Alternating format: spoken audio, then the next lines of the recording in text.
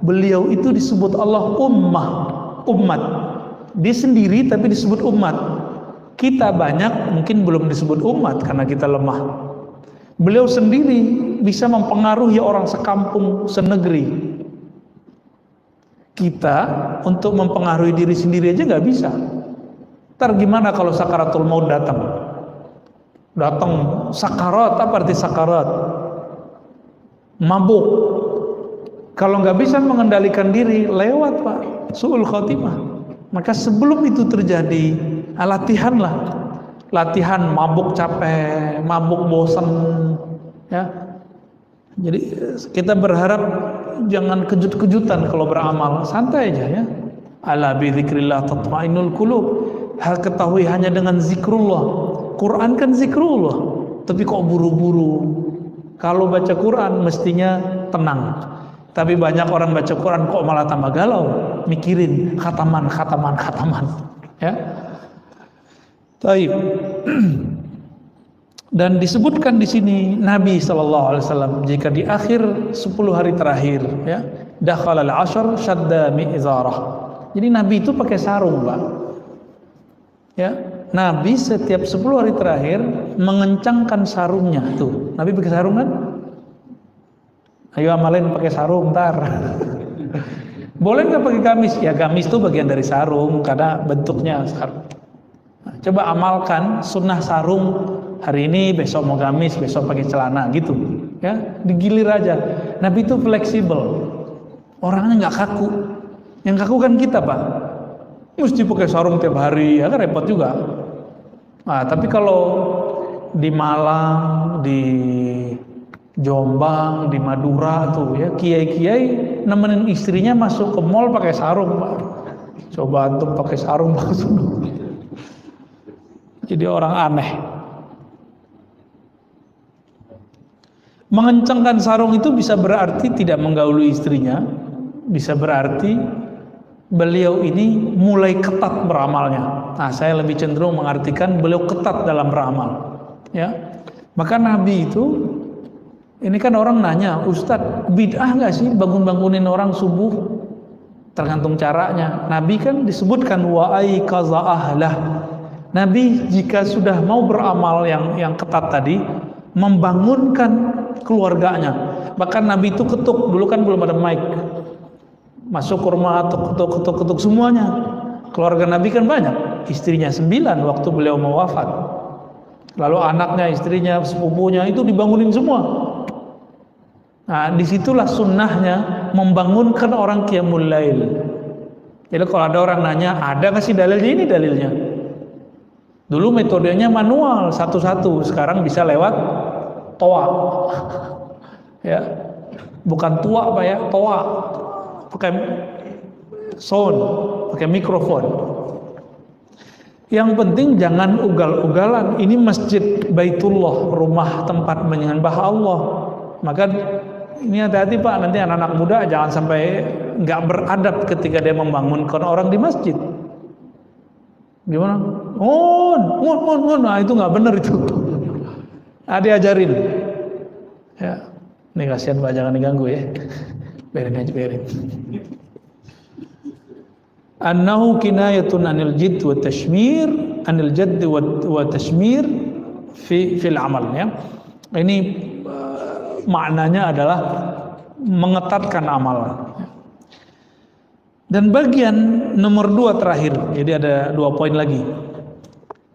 Imam Ghazali yang merupakan sumber kitab ini, Imam Ghazali punya kitab Ihya, diikhtisar oleh Ibnul Jauzi, Ibnul Jauzi diikhtisar lagi oleh Ibnu Qudamah Maqdisi. Membagi kelas sholat saum itu menjadi 3, dan kita nanti akan sering dengar Ustadz berceramah di bulan puasa nanti mengenai pembagian ini. Tapi saya nggak mau teoritis, nanti kita langsung tunjukkan prakteknya ya.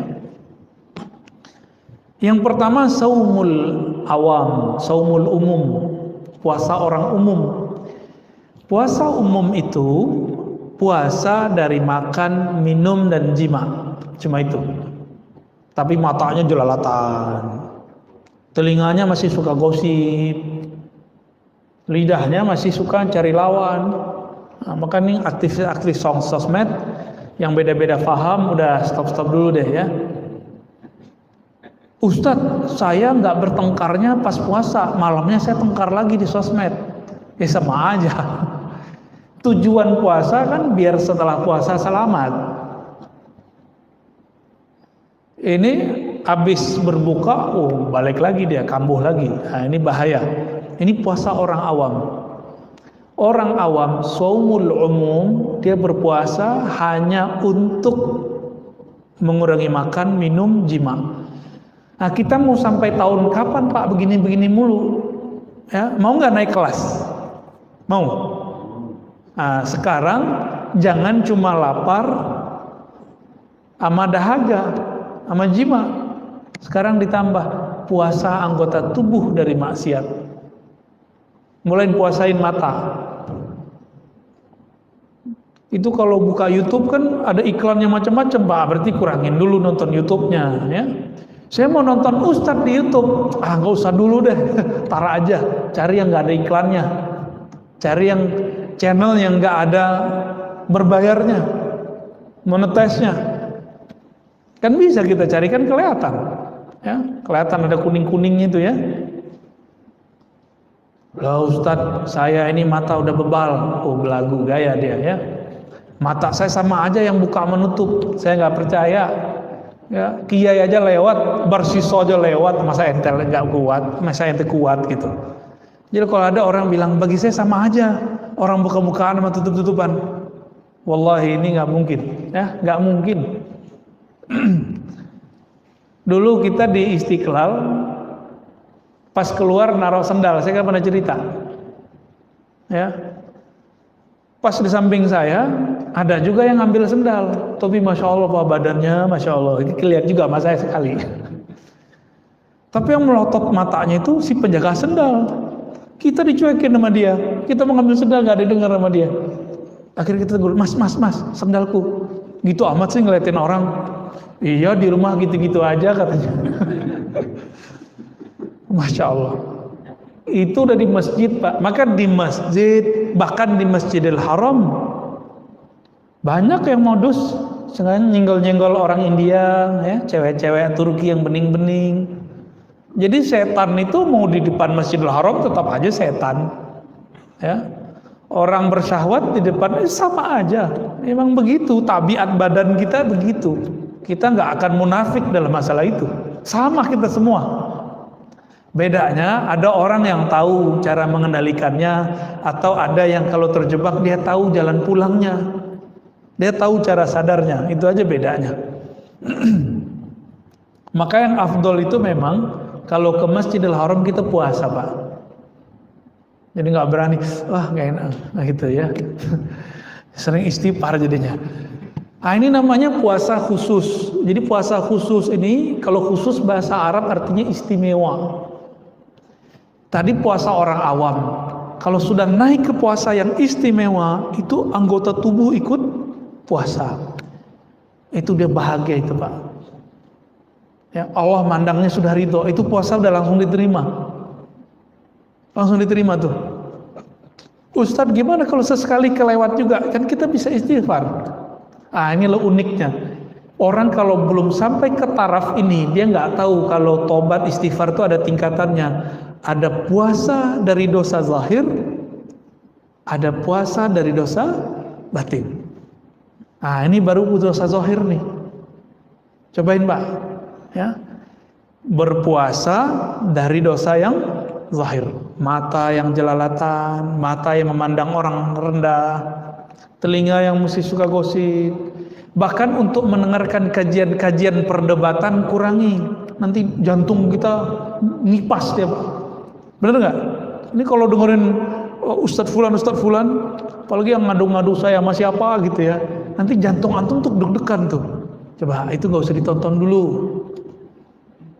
Ini yang buat video ngadu-ngadu orang, ente stop dulu deh bulan puasa. Ya, ini kan banyak yang hobi.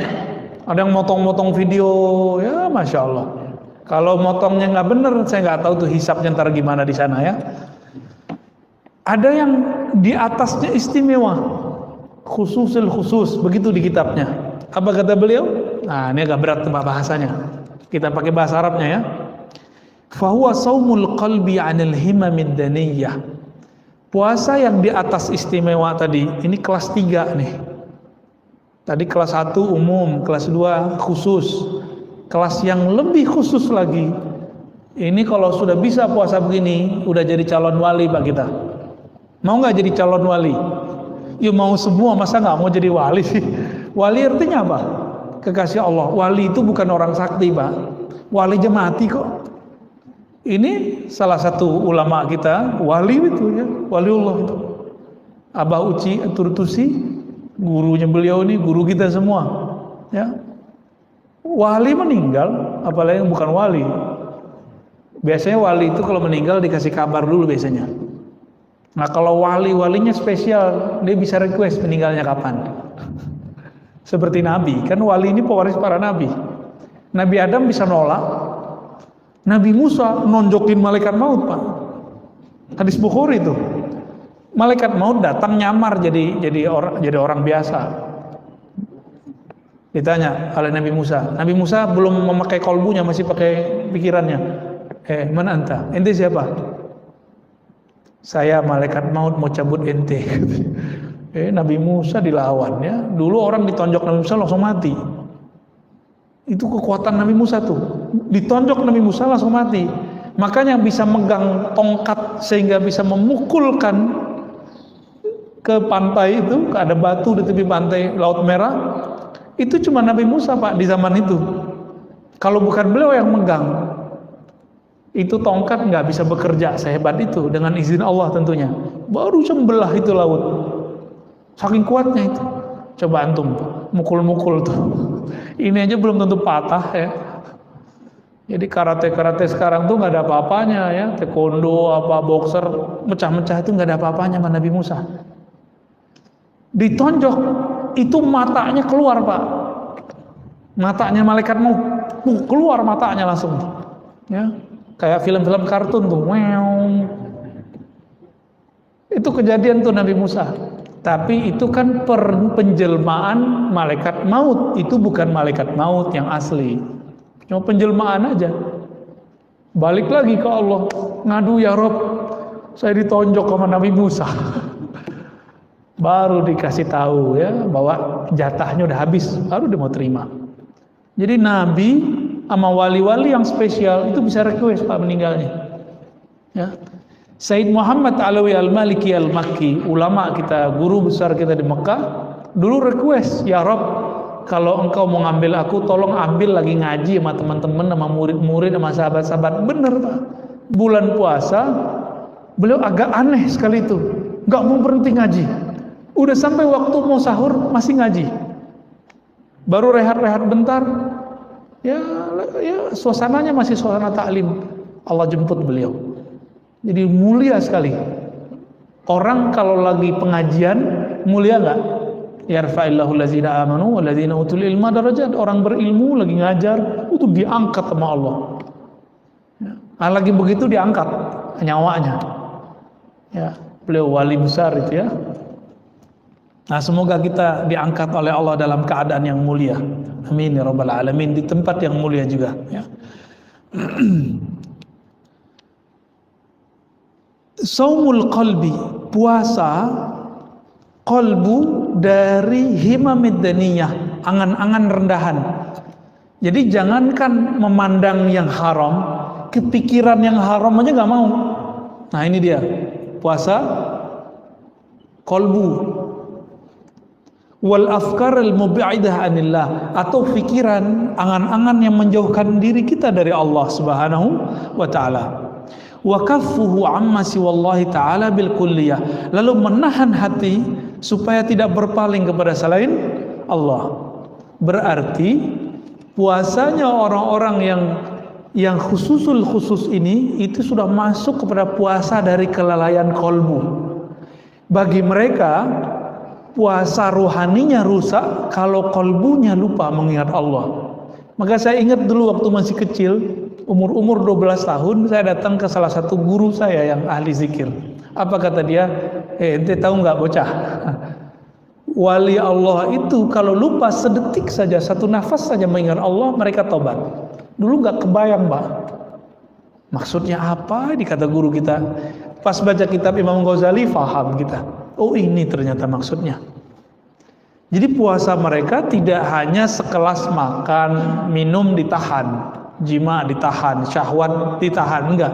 Tapi sudah masuk ke level di kolbunya nggak boleh kemasukan apa aja kecuali nama Allah Subhanahu wa Ta'ala.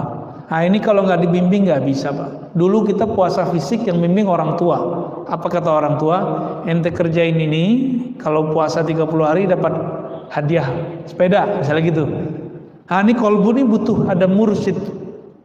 Maka saya pastikan nih Bapak nggak akan sukses mencapai puasa ini kalau nggak ada mursyid, nggak akan sukses.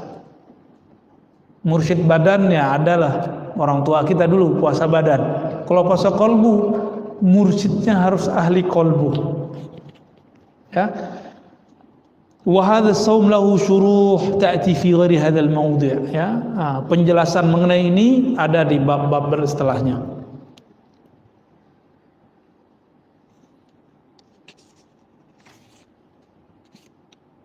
Nah, ini penjelasannya banyak. Kita langsung ke persoalan terakhir. Bolehkah puasa dahar? Dahar itu bukan dahar bahasa Jawa sama Sunda. Dahar bahasa Sunda apa? Makan. Puasa kok makan?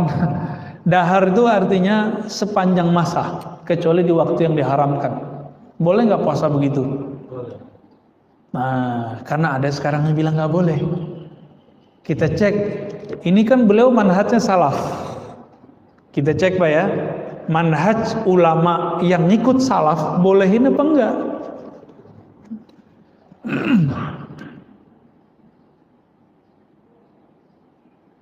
Fa amma saumud dahri fa fi afradi Muslim min hadits Abi Qatadah anna Umar radhiyallahu ta'ala anhu sa'ala an-nabi sallallahu alaihi wasallam faqala kaifa man yasumud dahr kullah qala la sama wa la aftar illam yasum lam yuftir. Jadi Umar pernah konfirmasi ke Nabi tentang puasa dahriyah, puasa setiap hari. Kata Nabi, ya nggak apa-apa, dia tidak berpuasa, tidak berbuka, lam yasum wa lam yuftir. Wa hadha mahmulun ala man sarada shaum fil ayyamil manhi. Tapi dilarang jika apa? Jika dia berpuasa di hari yang terlarang, maka dikatakan la shoma wa la aftara. Ya. Lalu dikatakan di sini faqad ruwiya an Hisham bin Urwah anna abahu kana yusridu shauma wa kanat Aisyatu tusarrid. Jadi ada ulama salaf di kalangan sahabat dan tabi'in itu berpuasa hampir tiap hari kecuali di hari yang haram. Yang haram apa aja? 2 hari raya. Ya. Terus hari tash udah Pak beres. Berarti cuma dua time. 2 time itu 5 hari. Hari raya Idul Fitri, hari raya Idul Adha, lalu tasyrik 3 hari. Udah 5 hari doang. Di luar itu kita boleh nggak berpuasa setiap hari? Dijawab oleh beliau, ya boleh. Kenapa? Karena Aisyah melakukan itu. Sayyidah Aisyah ini setelah Nabi wafat beliau puasa tiap hari. Masa orang Syiah nuduh beliau ini pelacur, Pak? Jadi orang-orang Syiah ini lagi berebut nih sama Wahabi di Indonesia. Hati-hati Pak antar ya. Orang Syiah berebut sama Wahabi di Indonesia. Itu Suriah, isu Syiah sama Sunni, Syiah Wahabi sudah berhasil. Irak hancur. Tinggal Indonesia, negara Islam terbesar yang mesti kita jaga. Dan masjid ini jadi bentengnya Pak. Jangan kemasukan di masjid. Kemasukan orang-orang yang mau memperebutkan negeri ini, yang sudah ahlu sunnah dari dulu. Ya. Oh, kita nggak mengkafirkan Syiah, enggak. Kita nggak mengkafirkan Wahabiyah, enggak. Kita berbeda sama Syiah karena Syiah menghujat para sahabat Nabi. Menghujat Sayyidah Aisyah yang setelah Nabi wafat dia berpuasa tiap hari. Hujatan mereka apa? Aisyah ini fahisyah, pelacur gitu. Nauzubillah min dzalik, ya. Pelaku maksiat, mesum, begitu kata mereka. Waras gitu. Nabi wafat di pahanya Aisyah, Pak. Itulah tubuh paling mulia. Jika ada tanah Makkah Madinah diinjak oleh Rasulullah jadi mulia, maka tubuh Sayyidah Aisyah adalah tubuh paling mulia. Anas